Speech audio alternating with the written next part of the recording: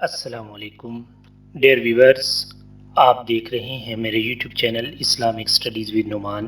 آج کا ہمارا ٹاپک ہے عربی زبان و ادب، پنجاب یونیورسٹی سال 2015 تا 2018 تک کے معروضی سوالات۔ اور آج کی اس ویڈیو میں انشائیہ حصے کے لیے جو متوقع سوالات ہیں، گیسٹ پیپر ہے، انشاءاللہ اس کے متعلق بھی آپ کو آگاہ کروں گا۔ ویڈیو کو اینڈ تک لازمی دیکھیے گا۔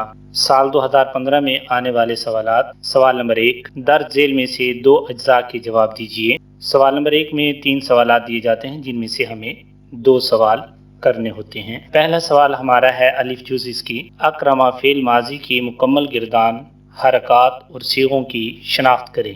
اکرما، اکرما، اکرمو، اکرمت، اکرمتا، اکرمنا، اکرمتا، اکرمتما، اکرمتم، اکرمتی، اکرمتما، اکرمتن، اکرمتو، اکرمنا۔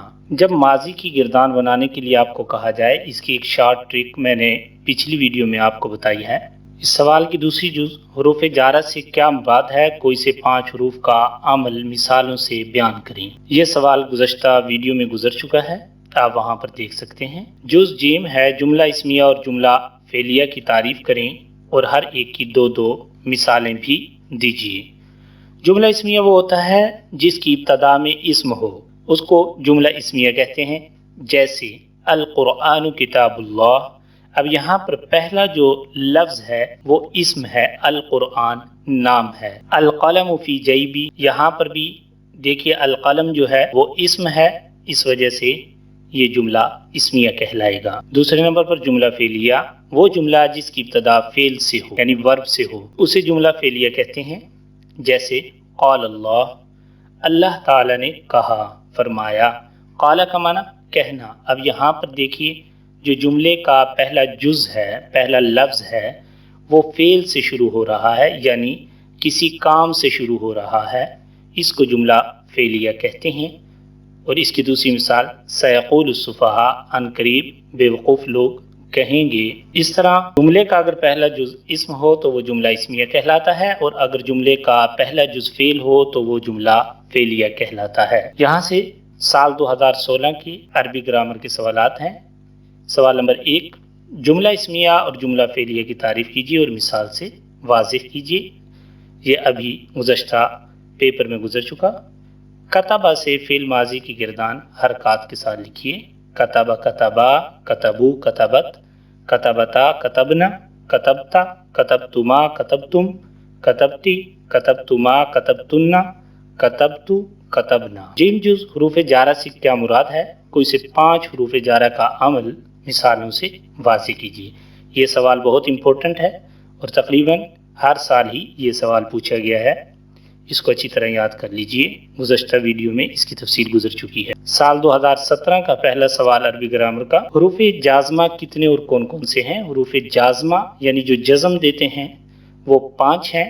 وہ 5 کون کون سے ہیں؟ نمبر 1 لم، نمبر 2 لما، نمبر 3 لام امر، نمبر 4 لائے نہیں، اور نمبر 5 ان شرطیہ۔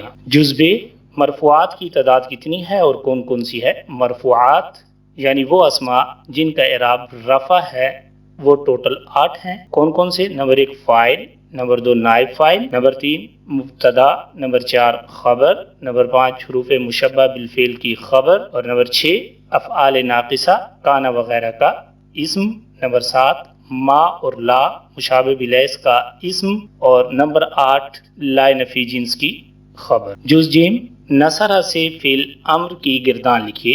فعل امر بنانے کا آسان طریقہ میں نے گزشتہ ویڈیو میں آپ کو سمجھایا ہے۔ انصر، انصرا، انصرو، انصری، انصرا، انصرنا۔ سال 2018 کا سوال نمبر 1 ہے، اسم کی تعریف کیجیے اور اس کے علامات تحریر کیجیے۔ یہ سوال بھی گزر چکا ہے۔ مجرور کسے کہتے ہیں؟ مجرورات کی تعداد، اور کوئی سے 5 مجرورات مثالوں کے ساتھ واضح کیجیے۔ یہ سوال پھر دوبارہ آ گیا ہے۔ ناصرن سے اسم فاعل کی گردان ما حرکات لکھیے۔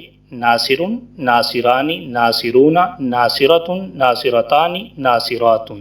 یہاں پر اینڈ پہ جو میں حروف لکھتا ہوں یہ اس بات کی علامت ہوتی ہے کہ اس میں ہم نے مزید ترتیب سے کن کن حروف کا اضافہ کرنا ہے مذکر اور مؤنث واحد اور جمع کے اعتبار سے۔ سوال نمبر 1، 2 اور 3 کے لیے آپ صاحب کا 5 سالہ پیپر اگر کر لیں تو انشاءاللہ انہی میں سے آپ کے تمام سوالات آ جائیں گے۔ سوال نمبر 4 کے لیے یہ تفسیر کا سوال ہوتا ہے، 2 جز دیے ہوئے ہوتے ہیں، آپ نے اس میں سے ایک جز کا اردو ترجمہ و تشریح کرنا ہوتا ہے۔ اس میں آپ 3 صورتوں کی اگر تفسیر یاد کر لیں تو انشاءاللہ اسی صورت میں سے آپ کا سوال آ جائے گا۔ سورہ اخلاص، سورہ فلق اور سورۃ الناس، ان تینوں صورتوں کی تفاسیر کو اگر آپ یاد کر لیں تو آپ کا سوال نمبر 4 آسانی کے ساتھ حل ہو سکتا ہے۔ سوال نمبر 5 کے لیے اہم سوالات، حضرت ایوب علیہ السلام، حضرت یوسف علیہ السلام اور حضرت سلیمان علیہ السلام کے واقعات جو ہیں، ان 3 انبیاء کے جو واقعات بیان ہوئے ہیں، ان کو اگر آپ یاد کر لیں تو آپ کا سوال نمبر 5 یقینی طور پر حل ہو جائے گا۔ اسی طرح سوال نمبر 6 کے لیے حمد باری تعالیٰ والے جتنے بھی اشعار ہیں آپ نے ان کو یاد کرنا ہے۔ 2-3 نظمیں ہیں، آپ نے ان کو یاد کرنا ہے جس میں اللہ تعالیٰ کی تعریف بیان کی گئی ہے۔ 2 اجزاء میں سے انشاءاللہ ایک جز جو ہے وہ اسی میں سے آ جائے گی۔ اگر آپ کو میری ویڈیو پسند آئی ہے تو اس کو لائک کیجئے، شیئر کیجئے۔ اگر آپ میرے چینل پر نئے ہیں تو میرے چینل کو سبسکرائب کر لیجئے اور گھنٹی کے نشان کو دبا دیجئے تاکہ آپ کو میری ہر نئی آنے والی ویڈیو ملتی رہے۔ نیکسٹ ویڈیو تک کے لیے اجازت دیجئے۔ اللہ حافظ۔